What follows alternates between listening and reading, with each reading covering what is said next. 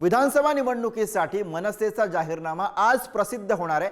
मनसे अध्यक्ष राज ठाकरे कोणत्या घोषणा करणार याकडे अर्थातच सगळ्या राज्याचं लक्ष लागलेलं आहे। 2014 सालच्या ब्लू प्रिंट नंतर पहिल्यांदाच 2024 ला मनसेचा हा जाहीरनामा प्रसिद्ध होतोय।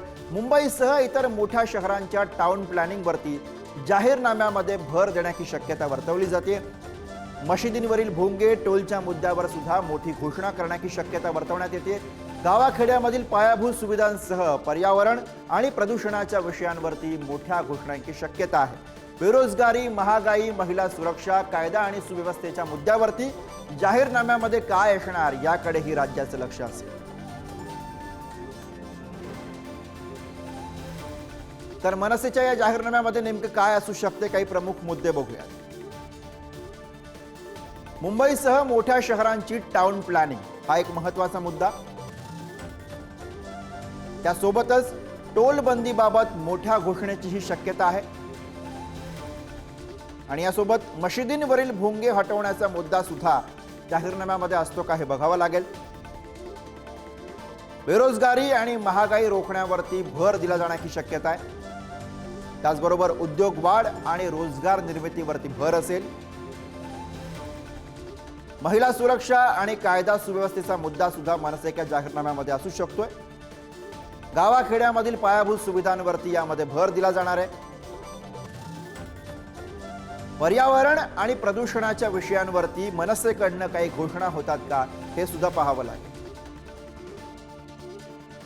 आणि याच विषयी आपण अधिक बोलूया। प्रतिनिधी धनंजय दळवी सध्या आपल्या सोबत आहे। धनंजय, 2014 ला आलेली मनसेची ब्लू प्रिंट आणि त्यानंतर आता 2024 ला येत असलेला मनसेचा जाहीरनामा, कोणते प्रमुख मुद्दे दिसतात?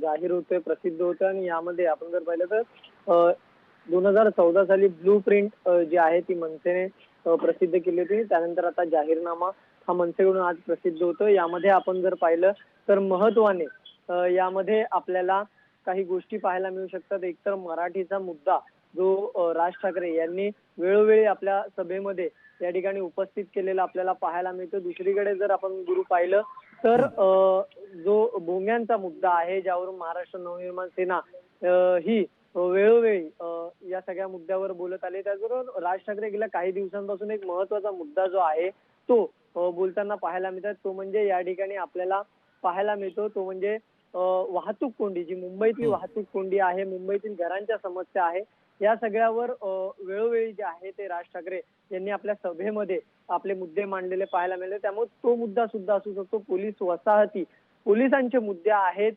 मुलांना जे आहेत मराठी तरुणांना नोकरी संदर्भात महाराष्ट्रामध्ये ज्या जागा आहेत, सरकारी नोकऱ्या आहेत, त्या सगळ्या संदर्भातले मुद्दे हे आजच्या जाहीरनाम्यामध्ये असू शकतात। त्यामुळे नेमकं आजच्या जाहीरनाम्यामध्ये या सगळ्या मुद्द्यांसोबत आणखी काही नवीन मुद्दे आहेत का?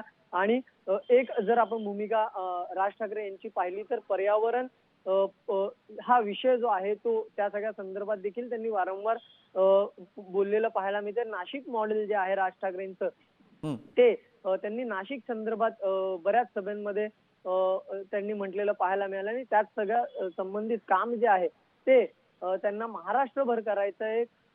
त्यामुळे राज ठाकरेंच्या जाहीरनाम्यात ती सर्वच मुद्दे जे आहे ते असण्याची शक्यता आहे। जगाला हेवा वाटेल असा महाराष्ट्र मला घडवायचा आहे, हे त्यांचं वाक्य आहे आणि याच वाक्यानुसार आजच्या जाहीरनाम्यामध्ये नेमके कोणते मुद्दे येत आहेत हे सगळं पाहणं महत्त्वाचं असणार आहे। त्यामुळे नक्कीच आपण जर पाहिलं तर आजच्या जाहीरनाम्यामध्ये काय काय मुद्दे येत आहेत, विकास कामासंदर्भात, महाराष्ट्रातल्या लोकसंख्येसंदर्भात आणि इतर सगळ्याच गोष्टी या महाराष्ट्राच्या दृष्टिकोनातून, या विधानसभेच्या दृष्टिकोनातून राज ठाकरे जाहीरनाम्यात कशा पद्धतीने मांडतात हे सर्वसामान्यांसोबतच संपूर्ण बरोबर आहे धनंजय। त्यामुळे काही अपेक्षित मुद्दे आणि त्यासोबतच काही नवे मुद्दे या जाहीरनाम्याबद्दल मनसे पुढे आणते का हे आपल्याला बघावं लागेल। धन्यवाद धनंजय या सगळ्या सविस्तर माहितीसाठी। पुढे जाऊ।